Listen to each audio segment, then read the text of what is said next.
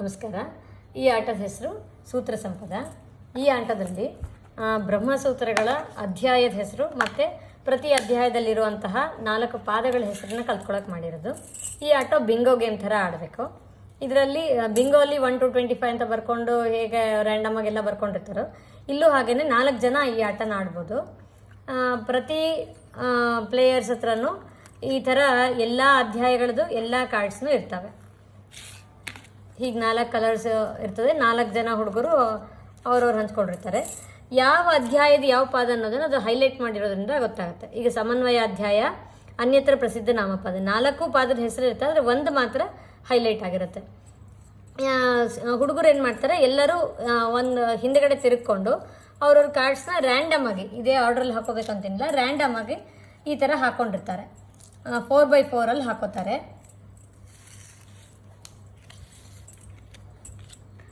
ಈ ಥರ 4x4 ಅಲ್ಲಿ ಹಾಕೊಂಡ್ಮೇಲೆ ಅವರು ಒಂದು ಲೈನನ್ನು ಕ್ಲೋಸ್ ಆಗೋ ಥರ ಅವರು ಅಧ್ಯಾಯದ ಹೆಸರುಗಳನ್ನ ಹೇಳ್ತಾ ಹೋಗ್ತಾರೆ. ಈಗ ನನ್ನ ಆಟ ಇದ್ದಾಗ ನಾನೇನು ಮಾಡ್ತೀನಿ, ಈ ಲೈನ್ ನಾನು ಕ್ಲೋಸ್ ಮಾಡಬೇಕು ಅಂತ ಅಂದ್ಕೊಂಡಿನಿ ಅಂದರೆ ಸಮನ್ವಯ ಅಧ್ಯಾಯ, ಅನ್ಯತ್ರ ಪ್ರಸಿದ್ಧ ಲಿಂಗಪಾದ ಅಂತ ಹೇಳ್ತೀನಿ.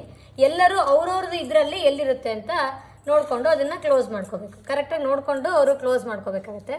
ಈಗ ನೆಕ್ಸ್ಟ್ ಪ್ಲೇಯರು ಅವನು ಈ ಲೈನ್ ಕ್ಲೋಸ್ ಮಾಡಬೇಕು ಅಂತ ಅಂದ್ಕೊಂಡಿದ್ರೆ ಅವನೇನು ಹೇಳಿರ್ತಾನೆ, ಅವನದು ಇದರಲ್ಲಿ ಸಮನ್ವಯ ಅಧ್ಯಾಯ ಉಭಯತ್ರ ಪ್ರಸಿದ್ಧ ನಾಮಲಿಂಗಪಾದ ಅಂತ ಹೇಳ್ತಾನೆ. ಅವನು ಎಲ್ಲರೂ ಇದನ್ನೇ ಕ್ಲೋಸ್ ಮಾಡ್ಕೋತಾರೆ. ಯಾರು ಹೇಳ್ತಾರೋ ಅವನು ಕ್ಲೋಸ್ ಮಾಡ್ಕೋತಾನೆ, ಯಾರು ಬೇರೆ ಎಲ್ಲ ಪ್ಲೇಯರ್ಸ್ನು ಕ್ಲೋಸ್ ಮಾಡ್ಕೊಂಡಿರ್ತಾರೆ. ಹೀಗೆ ಒಬ್ಬೊಬ್ಬರು ಒಂದೊಂದು ಹೇಳಿದಾಗ ಒಂದೊಂದು ಕಡೆ ಎಲ್ಲೆಲ್ಲೋ ಕ್ಲೋಸ್ ಆಗ್ತಾ ಹೋಗಿರುತ್ತೆ. ಆಮೇಲೆ ಏನಾಗುತ್ತೆ, ಹೀಗೆ ಕ್ಲೋಸ್ ಮಾಡ್ತಾ ಯಾವಾಗ ನಮ್ಮದು ಒಂದು ಲೈನ್ ಕಂಪ್ಲೀಟ್ ಆಗಿರುತ್ತೋ ಆವಾಗ ಬ್ರಹ್ಮಸೂತ್ರದ ಮೊದಲನೇ ಅಧ್ಯಾಯದ ಹೆಸರನ್ನ ಹೇಳಬೇಕು. ಅಂದರೆ ಅವನದು ಒಂದು ಲೈನ್ ಆಗಿದೆ ಅಂತ ಅರ್ಥ. ಅದು ಈಗ ಫಸ್ಟ್ ಲೈನೇ ಆಗಬೇಕಂತಿಲ್ಲ. ಇವ್ರದ್ದು ಮಿಡಲ್ ಲೈನ್ ಆಗಿರ್ಬೋದು, ಹಾರಿಜಾಂಟಲ್ ಆಗಿರ್ಬೋದು, ಡಯಾಗ್ನಲ್ ಆಗಿರ್ಬೋದು, ವರ್ಟಿಕಲ್ ಹೇಗೆ ಬೇಕಾದರೂ ಅವ್ರದ್ದು ಆಗಿರ್ಬೋದು. ಆದರೆ ಅವರು ಫಸ್ಟ್ ಲೈನ್ ಕ್ಲೋಸ್ ಆಗಿದೆ ಅಂತಂದರೆ ಆವಾಗ ಮೊದಲನೇ ಅಧ್ಯಾಯದ ಹೆಸರು ಹೇಳ್ತಾರೆ.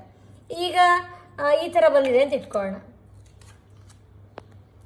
ಈ ಥರ ಇದೆ ಅಂತ ಇಟ್ಕೊಳ್ಳೋಣ.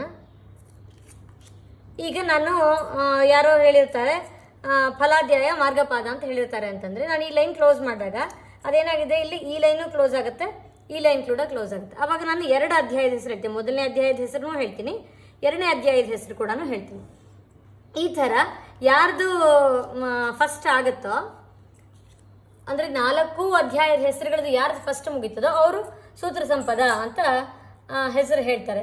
ಯಾರು ಫಸ್ಟ್ ಹೇಳ್ತಾರೋ ಅವ್ರೊಂದಕ್ಕೆ ಒಂದೊಂದು ಸರ್ತಿ 2-3 ಒಟ್ಟಿಗೆ ಮುಗ್ದಿರ್ಬೋದು. ಆ ಥರ ಮುಗಿದಾಗ ಯಾರು ಫಸ್ಟ್ ಸೂತ್ರ ಸಂಪದ ಅಂತ ಹೇಳ್ತಾರೋ ಅವರು ಫಸ್ಟ್ ವಿನ್ನರ್ ಅಂತ ಆಗ್ತಾರೆ.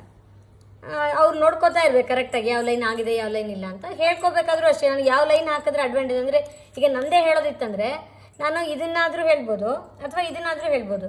ಅದು ನಾನು ಈ ಲೈನನ್ನು ಹೇಳಿದರೆ ನನಗೆ 2 ಕಡೆ ಕ್ಲೋಸ್ ಆಗ್ತದೆ, ನಾನು ಇದನ್ನು ಹೇಳೋದ್ರಲ್ಲಿ ಅಡ್ವಾಂಟೇಜ್ ಇರುತ್ತೆ. ಸೊ ಆ ಥರ ಆಡಬೇಕಾದ್ರೆ ಮಕ್ಕಳು ಅವ್ರವ್ರದ್ದು ಯಾವ್ದು ಲೈನ್ ಹೇಳಿದರೆ ಕ್ಲೋಸ್ ಆಗುತ್ತೋ ನೋಡಿಕೊಂಡು ಹೇಳಬೇಕು. ಎಲ್ಲರೂ ರ್ಯಾಂಡಮ್ ಆಗಿ ಹಾಕ್ಕೊಂಡಿರ್ತಾರೆ, ಅದರಿಂದ ಎಲ್ಲರೂ ಒಂದೇ ಥರ ಕ್ಲೋಸ್ ಆಗ್ತಾ ಬರೋದಿಲ್ಲ.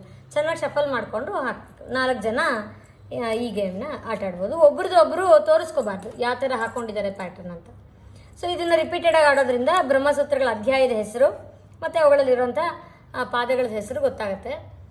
ಅದರಿಂದ ಮಕ್ಕಳಿಗೆ ಒಂದು ಕ್ಯೂರಿಯಾಸಿಟಿ ಹುಟ್ಟುತ್ತೆ, ಏನಿರ್ಬೋದು ಇದು ಮಾರ್ಗಪಾದ ಅಂದರೆ ಏನಿರ್ಬೋದು, ಅದರಲ್ಲಿ ಏನು ಬಂದಿರ್ಬೋದು ಅಂತ ತಿಳ್ಕೊಬೇಕು ಅಂತ ಇದರಲ್ಲಿ ಅವ್ರಿಗೆ ಆಸಕ್ತಿ ಹುಟ್ಟಿ ಬ್ರಹ್ಮಸೂತ್ರಗಳ ಅಧ್ಯಯನ ಮಾಡೋದಕ್ಕೆ ಅವಕಾಶ ಆಗುತ್ತೆ ಅಂತ ಈ ಗೇಮ್ ಮಾಡಿರೋದು.